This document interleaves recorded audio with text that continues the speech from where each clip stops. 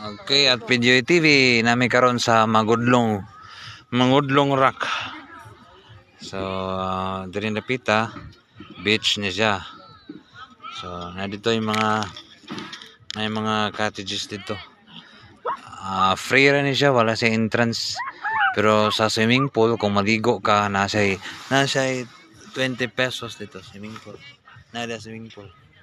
So, karon namin diri sa beach niya. Napon sila yung mga kwan. Nag-serve sila food nga pang a la carte. A la carte lang. Wala sila buffet. Kung mo serve sila buffet during na occasion para ng Mother's Day. Tag 450 ra sa dilahang per head buffet. Net na 450. Di ba? So nindot man ta sila pero wala sila karon kay may occasion nga matong gi-celebrate karon. Alawa. So karon nata diri at si PGoy TV na nag chill sa mi diri na. Igda sa may sa beach, no? Kuyog sa mga kidos. So kini siya nani diri na umutang sa Kamutis. Consuelo Kamutis ang Mangudlong.